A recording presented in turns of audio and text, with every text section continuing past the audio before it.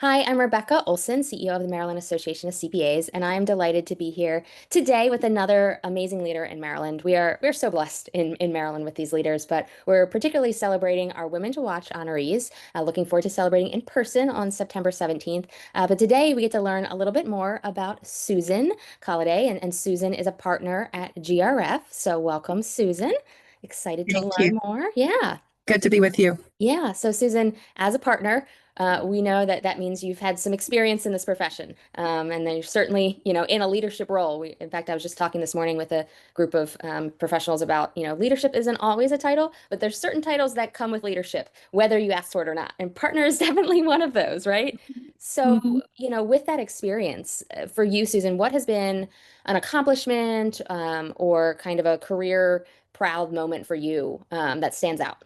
Yeah, cool. I have two that I want to talk about Yeah.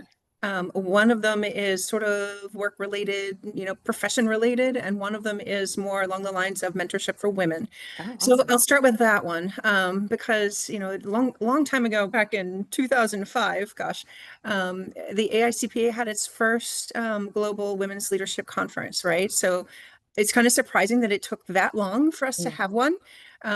But that was when I was first made aware of the disparity in the number of accounting students that were coming out of school, that were women. It was 50-50 coming out of school, but then making it up to the partner ranks, we were looking at 19, maybe 20% were Mm. making it up to the partner ranks. And I thought, that's awful. There's got to be a reason for that. And so I started to research it and, got some books from the AICPA. The Women's Initiatives Executive Committee had some stuff that they put out. And I said, well, in my firm at the time, I wasn't at GRF, I was at another firm. But at that point in time, I was the only audit partner that was a woman at my firm. And I'm like, okay, so I get it. So let's do something about it. So I said to the other partners, I was like, we need to form a women's support group at the firm to help women bring up their game so that they can stay in the profession and not drop out, like Mm. we've seen all those statistics. And so that's when I started what we called the Women's Initiatives Network at my prior firm. It was an internal, kind of one of the first employee resource groups that I've ever been a part of.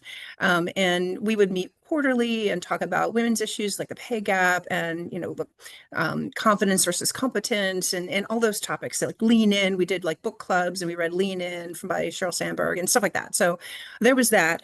And kind of a branch off from that was we started an external women's group for our nonprofit clients. So nonprofit CFOs at large organizations, we had sort of an external networking women's group. And so I was doing that for a couple of years. And I just recently met up with somebody who was in that group and she said, why aren't you doing that anymore? And I was like, well, it kind of moved firms and, things happened and couldn't keep it up. So anyway, so I think that was really cool to kind of start that off and, then kind of turn it into a group for external purposes. So I was kind of running two groups at the same time there for a while. And now at GRF, I'm a co-leader for our Women on the Move employee resource group. So I'm just kind of picking up where I left off, except I still haven't started that external group. So we'll see where that goes. Yeah. So I, that was my first yeah. accomplishment. Yeah. I love that. That just the idea of making it from like an internal employee resource group, which I think most of us are familiar with now, and then you like turned it around and did it for your clients is super cool. Yeah. Yeah. I sort of try to make it into a support network for clients, but also sort of a way to get more clients aware of our firm because it wasn't just current clients, it was also prospects, Mm, so okay. sort of an opportunity kind of a thing as well. So yeah, I'm really proud of that Yeah. as sort of a career accomplishment, but that's not really profession related. Mm. So from an accounting profession kind of perspective, I've been an audit partner for 27 years or something like that. So a long time. And along the way, you kind of go, well, I can do more than audit. There's other stuff out there that I can do. And one of the interesting things I got into a couple of years ago, probably early 2000s, was enterprise risk management and, that COSO, that piece of COSO that relates to risk assessment.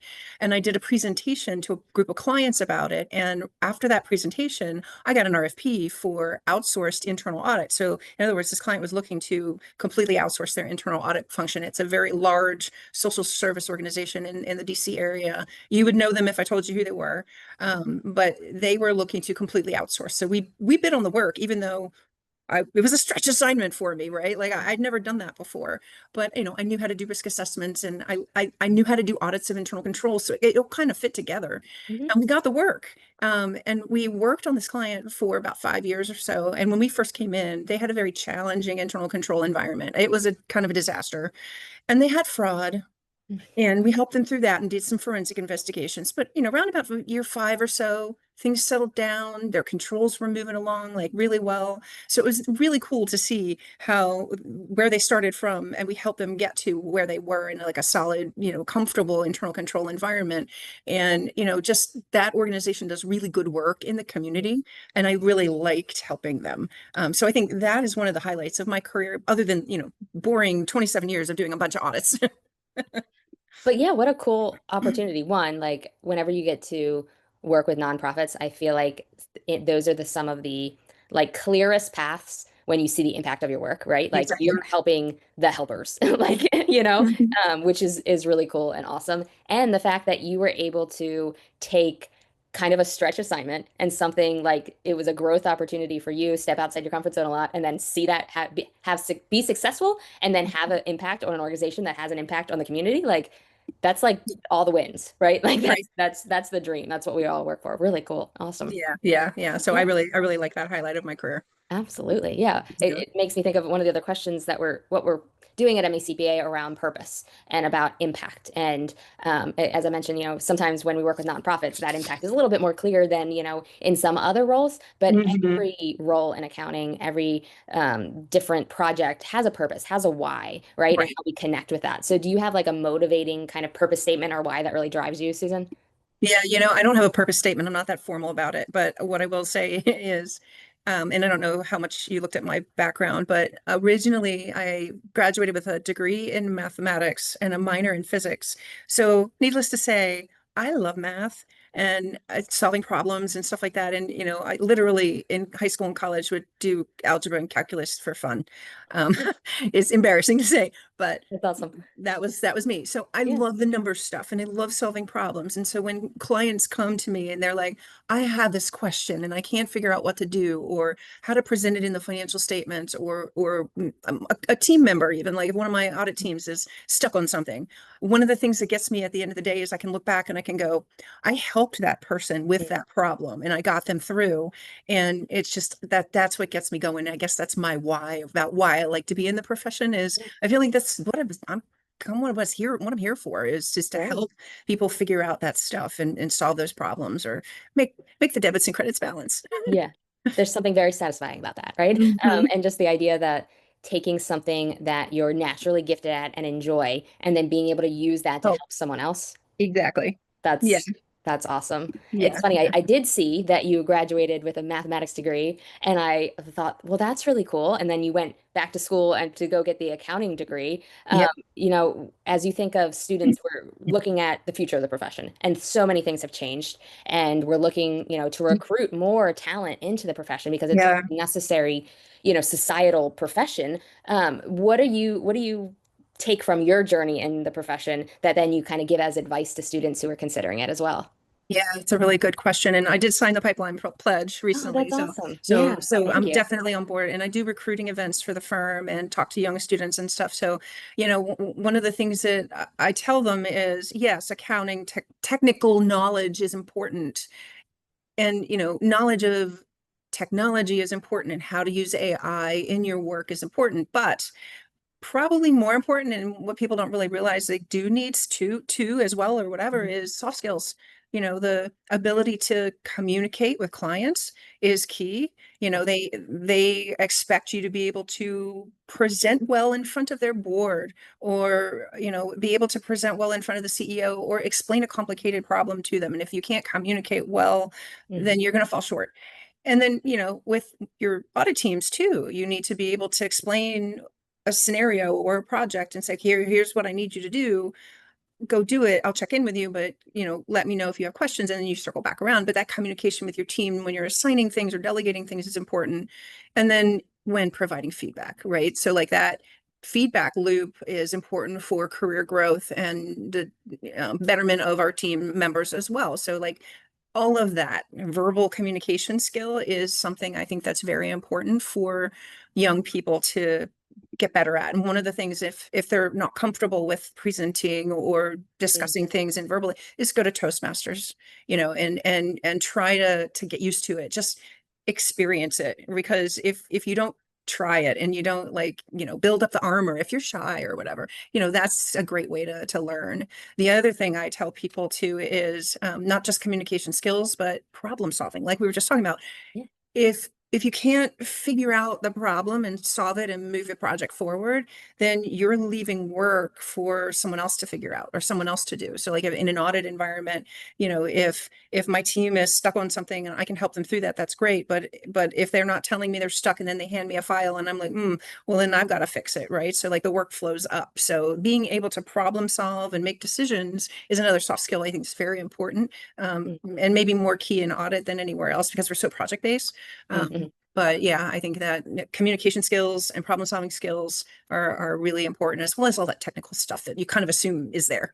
Right. That's table stakes. You got to have that. That's, what, but yeah, the things Baseline. that really differentiate the good from the best, Yeah. is it's Yeah. that stuff. Absolutely. And a lot of that too, you think of soft skills, communications, problem solving is related to leadership, right? And so Mhm. how someone leads, like they have to be a good communicator almost like, so as we think about leadership and how you've seen leadership displayed, how would you define that for you? Because I think it looks a little different and is personal in some ways, but like, what does being a leader mean to you, Susan? Yeah, yeah, that's a good one. And I love how you transition from question to question, by Yeah, the way. It's yeah, great. yeah. So being a leader, when I think about that, it's, inspiring others. I mean, leadership is all about motivation, right? Like Mhm, how do you take a person and you go, okay, well, what motivates this particular individual mhm, might be different from what motivates another individual or another individual. So it's very different depending on the scenario. So how do you inspire others to do their best work, right? How do you motivate them? mhm, And then aside from that, a leadership, I think, also is helping them along their career path, right? So, if I've got an entry level associate, what do they need to do to get to the next level? Well, and what does a senior need to do to get to the next level, and so on up to the partner level? Like go coaching them and guiding them through that process. And I think that feedback loop we were talking about a minute ago is very key for that, because if they're not understanding, like, what do they need to do to get there, or how mhm. do they need to behave, or what have you, then they're going to be stuck, and they're never going to feel like they're accomplishing anything. So it's inspiring others and coaching, I think, are to me the leadership qualities that are important. Aside from that, personally, I mean, I'm 30 years into my career here. I feel kind of old sometimes, but I also recognize that I'm still learning. Mm, I'm not perfect, right? Like there's things about my leadership style that I know I can work on. And I'm always looking for like podcasts and books to read and articles. So like I'm trying to make myself better as a leader. Even now, 30 years in, I'm still trying to elevate my leadership style, because it's complicated leadership. It's you're never going to get it perfectly right. yeah, especially you're saying, it's different from person to person. Whoever you're leading, your leadership has to change a little bit. Change Yeah, and so it's absolutely makes it tough. a Yeah. constant learning process. Mhm. Absolutely. Is there Yeah, yeah. someone, or maybe it's a book or something that you've read that kind of has inspired you? Maybe it's a mentor that you watched their leadership and learned from, or maybe it's, a podcast or book or something that's really resonated with you. Yeah, I can't think of a specific book. I read so many. So I'm a voracious reader. Yeah, I okay. knock out books like nuts, and I go back and forth between reading for improvement, self-improvement, and reading for fun. So it's fiction or nonfiction. It's like I go back and forth. So I can't Yeah. remember, and I've read so many, but I feel like there's a lot of people along the way who I've interacted with in my career, and you take bits and pieces from each individual and kind of make your own leadership style out of Yeah, that.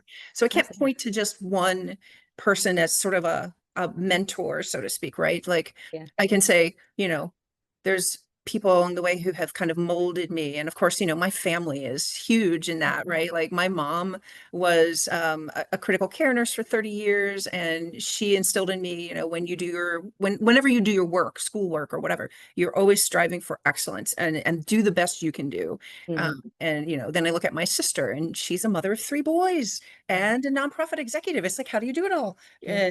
And so we communicate and support one another. Mm. And then I've got my daughter who's, gosh, 23. um, graduated with her bachelor's in biochemistry, and I get a lot of from her because, like, understanding how the young mind works and like Mm, what they're paying attention to and that kind of thing. And she's really open to talking to me about that stuff. So that helps me too. So it's like all kinds of people have helped me along the way, and I can't really point to just one individual sort of mentor. yeah, I love that. It's funny as I've talked to several of our honorees about that. That's a theme. Like it's not just one person, which of course, yeah, it makes so much sense. But I love how you talked about just the generations of Mhm. people that have and how you're learning from your daughter. And I think some of that we think of mentoring as, a top down, an older to a younger, but this like idea of reverse mentoring, a younger person Yeah. maybe is really cool. And I think it is needed in every profession, but I think of our profession especially Especially in now. ours. Yeah, Yeah, yeah, yeah. It really does help me see that perspective because I mean, I don't know. I don't see myself as really understanding the kids that are coming out of school right now. It's hard because I'm 30 years away from that, right? And right, I'm retiring in 10 years, maybe, kind of thing. So it's a completely different mindset. right. And to kind of understand, because in order to motivate, I guess leadership again, in order to motivate people, you have to understand their perspective, Absolutely. and trying to make that mind shift is in our profession, especially in audit specifically, where we've got young people come in and all the time, and I love working with the young people, right? But it's definitely different because just different ways of thinking about things, different ways of using technology. Yeah, so it definitely is a key thing, I think, to think about it that way. Absolutely. Yeah, Yeah. it's awesome. Well, as we think of the profession broadly, one of the things that we're looking at is next year. You talk about your 30 years of career. Next year will be the 125th anniversary of MACPA, That's awesome. which is, yeah, crazy. But we were the third state to have a license. So in 1901, we had a CPA license, and so we had an association. And so as we think about the profession, right? And it's a little unique, right? It's not just a job. It's a career, but it's more, right? It's this profession in this community. What is the profession and the community of the profession meant to you over your career? Yeah, no, that's a good question. And it took a minute to think about that one when I saw that question. And I said, you know what? I am, I have a positive outlook about everybody, right? Everyone I meet, I go, there's something positive about this person that I can learn Mm, or connect with. And that because I'm naturally introverted and it's taken me a long time to not be like that. So networking situations or I get exhausted from networking situations, but I think they're good. But anyway, so like my thing was, okay, I'm gonna learn something positive or see the positive in someone every time I meet someone new. And so that's really helped me with networking situations. And that actually then leads me into, well, whoever I'm meeting, may have some kind of problem that I can help them solve. And that goes right, to my why.